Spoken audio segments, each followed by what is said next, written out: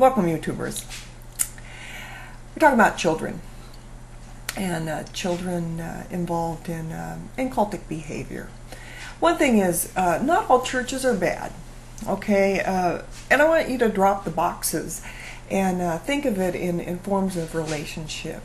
If a woman marries a guy named Joe, and Joe is an abusive man, not all men by the name of Joes are abusive men. And also, if we get involved in a church, and if that church is abusive, not all churches are abusive. But think of it in forms of relationships.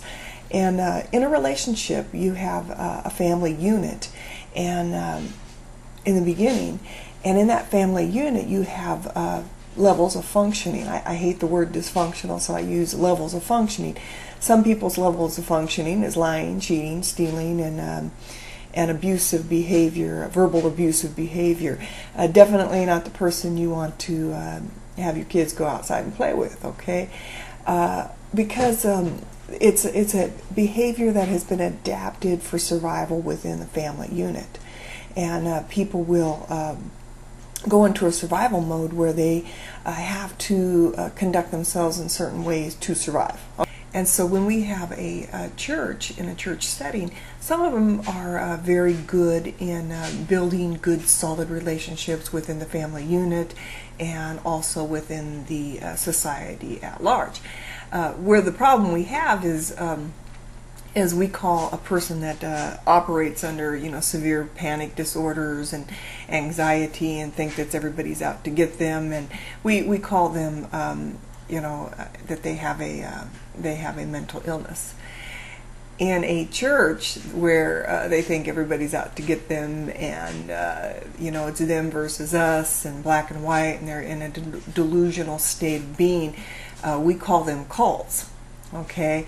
And so if you have a child that has been raised by a family member or in a cult setting, that mental illness is resident, you're going to have certain survival techniques that will come out, and a child will learn to survive within those fears of living. And when the child gets out of that relationship or they integrate into the world, they're still operating under those survival modes that they have picked up as a child. And that's why you look at somebody and think, man, this guy is crazy, man. Where'd he come from? Survival mode.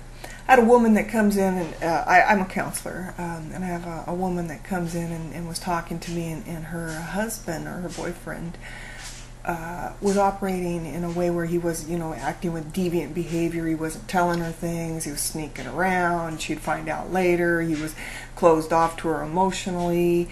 And I started to ask, I said, well, what kind of relationship did he have with his parent? And he said, well, he doesn't have a good relationship. They're very controlling, very, performance-based. And I said, okay, what religion was he? And so she just decided, she told me that the religious denomination that this young man had come from, and I was able to tell her why he was operating and conducting himself in the way that he was, because the behavior that he had to live under was stealth. He had to go in and act a certain way so that he would not suffer verbal abuse. He had to to be able to live as an individual person with that was had autonomy, that could make his own decisions. He had to do it outside of the family unit, and he couldn't do it inside the family unit because that was not allowed. He had to operate in a certain code of ethics, had to say certain things and operate a certain way so that he was accepted and loved. And that is the sad thing about cultic behavior, is the person is not loved for who and what they are. They're loved based upon their performance.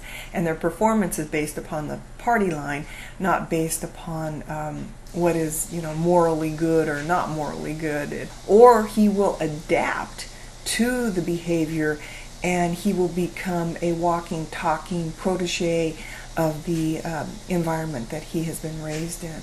And this is really sad because he's in a robotic form and he is a non-entity. And then when you talk to these people and you start breaking out of the party lines, what happens is you have this intense fear and this complete erratical behavior because you've stepped on their holy cow. A healthy person allows you to have a difference of opinions and difference of ideas, and they're not threatened by your adversity to their thought process.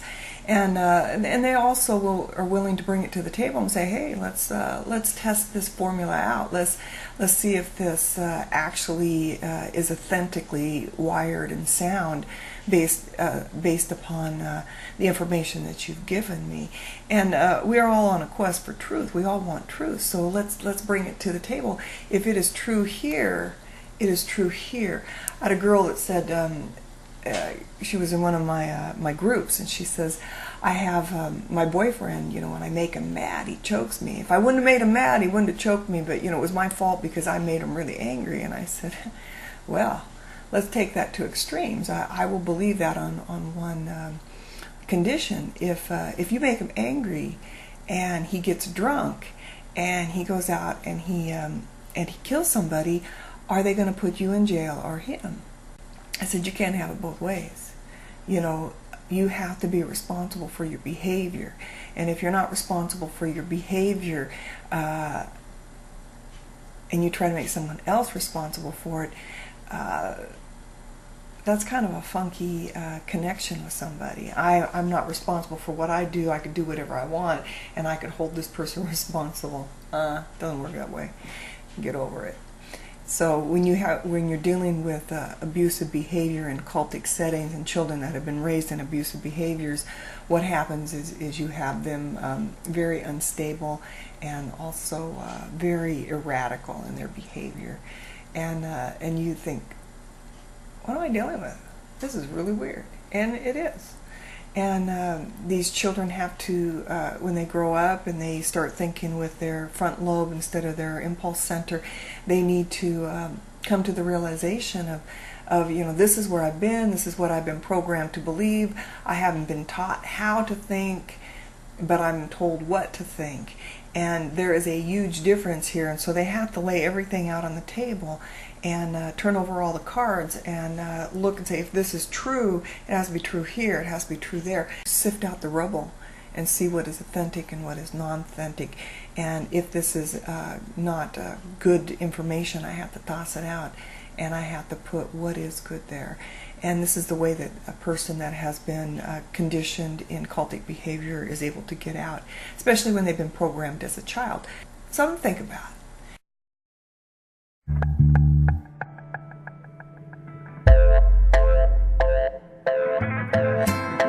You can try to break me, try to hurt me till the sky falls on. You're not the one, you're not the one.